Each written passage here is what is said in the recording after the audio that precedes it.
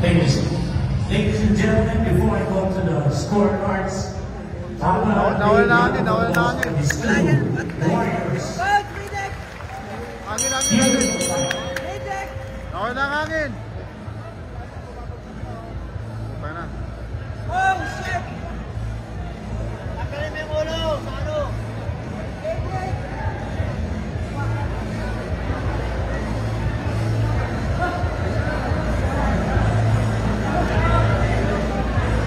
Tama yun, daming tama eh. Yan. Ah, yan, tama yan. Hello guys. Naimatay yung isang boxing hero. Grabe. Kaya napagod na yan. Nagpa-blackout na yan ngayon. Tanggalin ba yung show? Ano man ang pinasa?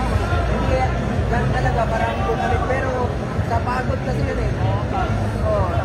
Fighting shows, tanggalin nyo na. Tanggalin, fighting shows para makaano. Namatay na. Oh. Shit.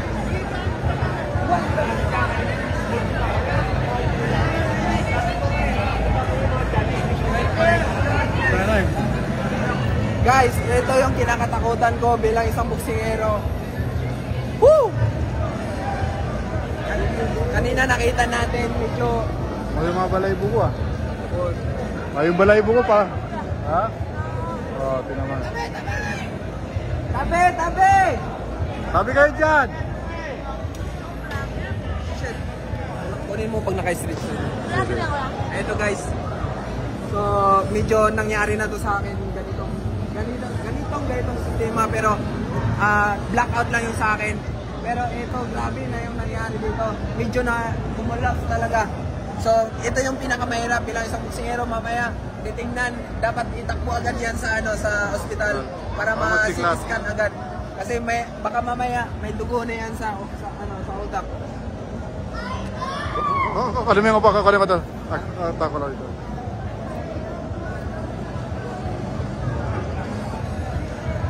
Shit. So kanina medyo okay pa siya pero nakita natin guys, sa early sa pagkatapos ng rounds, doon na nagsisirculate ma'am. Sana wag lang talaga yung siguro yung dugo nagsirculate yun. Shit. Sana wag lang, pagdasal natin.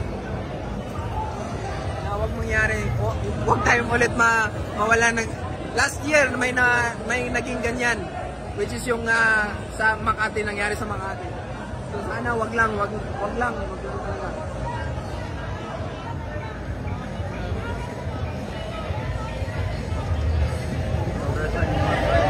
Wala naman siya masyadong tama, pero Tabi!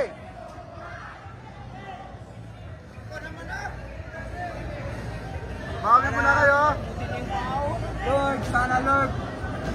Shit.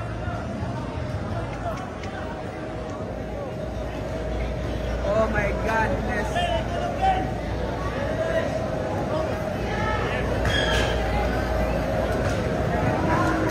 Sana maagapan agad to guys. Mabuksan agad yung head talaga yan. Mabuksan agad yung ulo.